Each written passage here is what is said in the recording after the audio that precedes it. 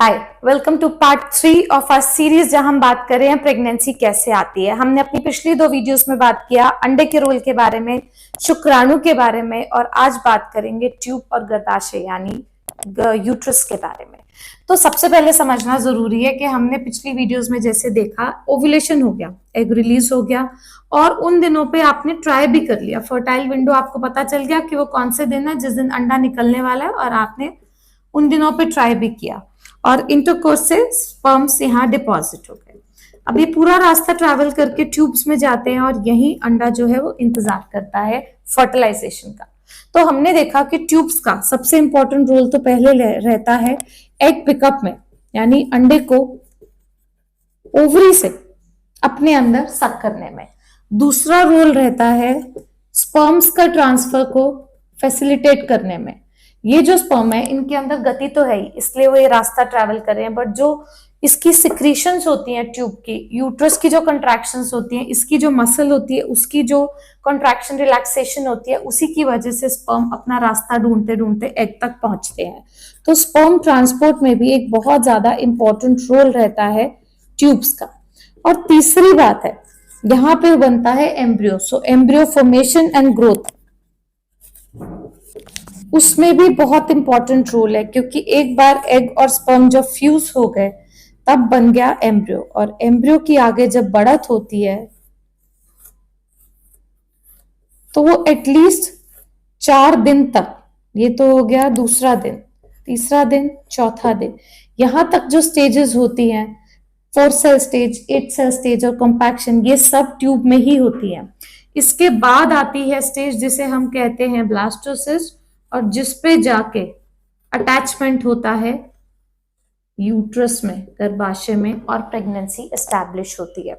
तो देखिए ट्यूब्स का रोल शुरू हो जाता है जिस दिन से अंडा रिलीज हुआ, और ये खत्म होता है जब तक कि एम्ब्रियो इतनी स्टेज पे नहीं पहुंच गया कि वो जाके यूट्रस की लाइनिंग पर अटैच हो सके।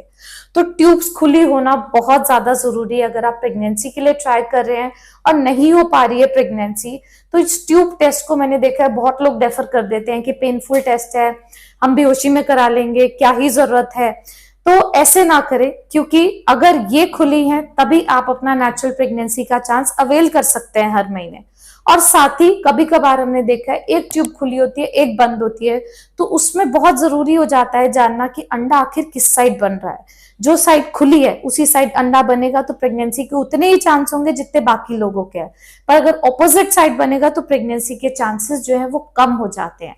देन ऑल्सो हमें ये पता हो अगर ट्यूब बंद है तो क्या ऑपरेशन से उसे खोल सकते हैं, ताकि आपकी जो प्रेगनेंसी अभी नहीं आ रही है उसका इलाज सरल तरीके से हो जाए।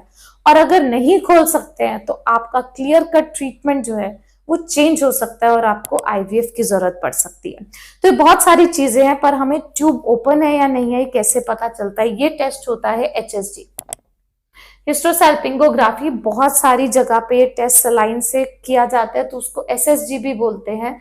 अब दोनों ही टेस्ट में इंपॉर्टेंट क्या है कि नीचे के रास्ते से डाई डाली जाती है, और इस डाई को हम एक्सरे में देखते हैं क्योंकि ये हड्डी की तरह सफेद दिखाई देती है। ये डाई पूरा रास्ता ट्रैवल करती है यूट्रस का और फिर ट्यूब का, और यहाँ से स्पिल होती हुई दिखती है। अब बहुत लोग ये भी सोचते हैं कि जब ट्यूब भी खुली है तब भी प्रेगनेंसी नहीं आ रही, तो क्या कारण है? तो समझिए कि ट्यूब्स का खुला होना सिर्फ पर्याप्त नहीं है प्रेगनेंसी के लिए, बाकी सारी चीजें भी इन प्लेस होनी चाहिए, और अगर सब ठीक है तो उसे भी अनएक्सप्लेन इनफर्टिलिटी कहते हैं। इलाज सब में अलग रहता है, पर कारण पता करना बहुत ज्यादा जरूरी है कि आपको नेचुरल प्रेगनेंसी क्यों नहीं हो रही है। तो इस माध्यम से हम एटलीस्ट ये आइडेंटिफाई कर सकते हैं कि ट्यूब में कोई दिक्कत तो नहीं है, और अगर दिक्कत नहीं है तो हम ये सोच सकते हैं कि ये सारे काम ढंग से हो रहे होंगे, और हमारे प्रेगनेंसी के जो चांसेस हैं वो उतने ही हो सकते हैं जितने बाकी सब लोगों में जो पहले, दूसरे या तीसरे महीने में ही ट्राई करते हुए प्रेग्नेंट हो गए। अगर आपके और कोई भी सवाल है ट्यूब से रिलेटेड या यूट्रस से रिलेटेड या प्रेगनेंसी क्यों नहीं आ रही इससे संबंधित, तो हमें कमेंट सेक्शन में जरूर पूछें। We will be happy to help.